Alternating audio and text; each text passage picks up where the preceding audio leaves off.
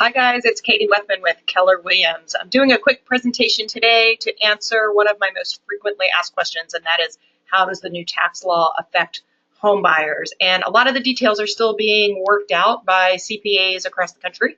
But here's a quick overview of some of the things that you should be thinking about. First, let me recap. The tax law changed, for those that don't know, at the end of 2017, but it applies to taxes filed for 2018. So these are going to be the taxes that you file next spring, so about a year from now. Some pretty big changes happened. First, the interest portion of the tax payment is still tax deductible. It's tax deductible for the first $750,000 worth of mortgage. It used to be $1 million, now it's $750,000. The big difference, though, is that the standard deduction was doubled. So for a lot of people, it's not going to make sense anymore to itemize, even though the mortgage interest is still tax deductible. And I've got a couple of examples we'll work through. But basically, you're charged more interest in the early years of a mortgage. So in early years of mortgage, it might make sense for you to itemize, but in later years of the mortgage, it might not. It's just going to depend on your situation. There's no across-the-board right answer. It's not as easy to calculate as it used to be. The next big change that hurts, especially in our area, is the SALT deductions. SALT stands for state and local taxes. So it used to be unlimited, and now there is a cap of $10,000 per family or per couple filing. And that SALT deduction includes property taxes, personal property taxes, so your car if you live in Virginia, plus your state income taxes. And those all are deductible on Schedule A, and they used to be unlimited. Now they're capped at $10,000. The third change was not really a change. It was on the table and did not pass. It was not included in the final bill, and that is the capital gains exclusion. It remains the same, which means if you have lived at the house 2 out of the last 5 years, then the first $250,000 of profit is tax-free, which is a great benefit. And if you're married, it's the first $500,000 of profit that's tax-free. So that remains the same as it always has been. I often get questions about, well, don't I have to roll over the profit into a new property? No, that's an old law that hasn't been the law for a long time. We've been at this 250 or 500 exclusion for a while now, and it will continue under the new law. So let's dive into a little bit of this standard deduction versus itemizing issue. So under the new law, personal exemptions were eliminated completely. And to help make up for that, they doubled the standard deduction, which has an unintended consequence of hurting a lot of homeowners. So it's just not as valuable. Those deductions are not as valuable as they used to be. So the tipping point for whether you choose to take the standard deduction or whether you choose to itemize is much, much higher for everybody. So it's a less valuable deduction for homeowners. So let's take a look at the old rules here. So the standard deduction, if you were single or if you're married filing joint, used to be $6,350 or $12,700 for a couple or a family. Versus deciding whether or not to itemize. You could take all the mortgage interest up to the first $1 million in debt. You could deduct all of your real estate property taxes, which in our area runs about 1% of the value.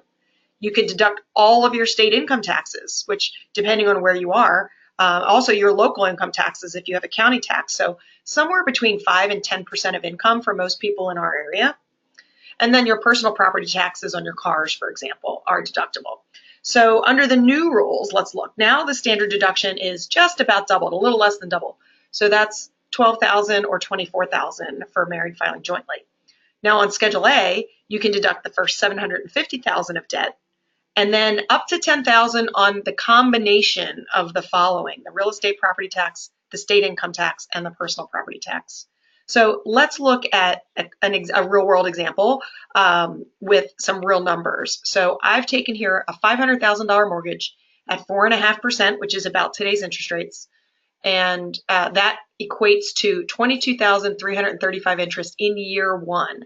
Now the interest will go down over time. So if you're in year 30 of that mortgage, it's going to be a much, much lower number.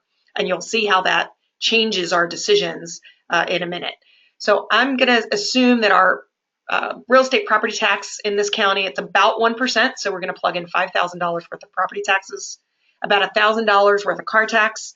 It's a married couple filing jointly, and I'm going to assume that they are in a 5% state income tax bracket, and together they make about $140,000 in income. So when we calculate all of that under the old rules, we can see that they could take a standard deduction of $12,700, Or they could decide to itemize their deductions, in which case they take all of the mortgage interest, plus the property tax, the state tax, the personal property tax, all of those, and they all total up to $35,335. So it's a no-brainer here that they're going to itemize $12,700 versus $35,335. So their net increase in deductions by itemizing is $22,635. Now, under the new rules, their standard deduction is much larger.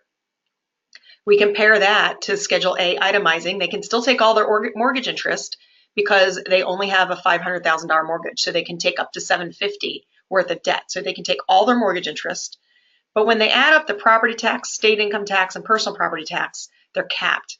Their total is $13,000, and they're capped at $10,000 in deductions. So that means a total itemized deduction of $32,335. So in the new scenario, it still makes sense for them to itemize, but their net increase in saving is only $83,335. So you can see how much they saved in the old scenario was $22,000 in deductions. In the new scenario, they only take $83,335.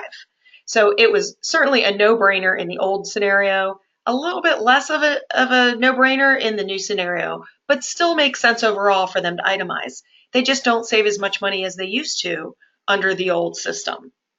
But let's twist the facts a little bit for a different couple. This couple is starting out. They only have a $300,000 mortgage, so maybe a first-time home buyer. So also at 4.5% interest. So their interest is much lower because it's only $300,000. So that's $13,401 in interest in year one. Property taxes are a little lower because the property is less expensive. And I assume they have the same cars, so about $1,000 worth of personal property taxes. And I put them in a slightly lower income bracket. Maybe that's why they're buying something a little cheaper. So 5% state income tax on that income is going to be about $5,000. So under the old scenario, they could choose to take the standard deduction of $12,700, or they could choose to itemize, which was $13,401, so all the mortgage interest.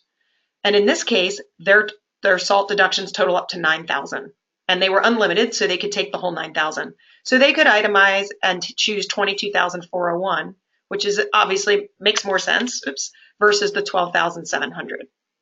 So they say they can deduct an extra $9,700 by itemizing. But under the new rules, look what happens. They have a much larger standard deduction, $24,000. They can still deduct all their mortgage interest if they itemize. They're capped at the $10,000, but they're low enough that the cap doesn't affect them. They can deduct this whole $9,000. So when I add those together, they can choose to itemize for $22,401. But guess what? The standard deduction is higher than that. So this couple, it doesn't make sense for them to itemize. They could take the standard deduction and have that same $24,000 deduction regardless of whether or not they own or not. So there's zero tax benefit for this couple to buy versus the couple in the previous scenario. So in this scenario, it doesn't even make sense under the new rules. You would just take your standard deduction and move on. So it actually costs you money if you choose to itemize. So again, in our $500,000 mortgage, in a slightly higher tax bracket, paying a little bit more in taxes, it makes sense for them, but just barely. But in this new scenario with a slightly lower mortgage, it doesn't make sense at all. So the tax law has this perhaps unintended consequence of punishing homeowners. It would actually cost them money if they choose to itemize. And maybe cost money isn't really the right way to phrase it. It doesn't save them any money to buy. So there's no more tax incentive to buy. Plenty of still good reasons to buy, but saving money on your taxes is no longer one of them. So I hope this clears things up a little bit. I'm sure it's clear as mud for everybody. If you have questions on it, just give us a call with the Wethman Group. We'd be happy to talk through an example with you and your numbers to see whether it makes sense and kind of give you a little head start so that when you talk to your tax professional, which I do recommend, you have a little bit of a head start in understanding the new rules. So thanks very much. Give us a call when you're ready to start your search.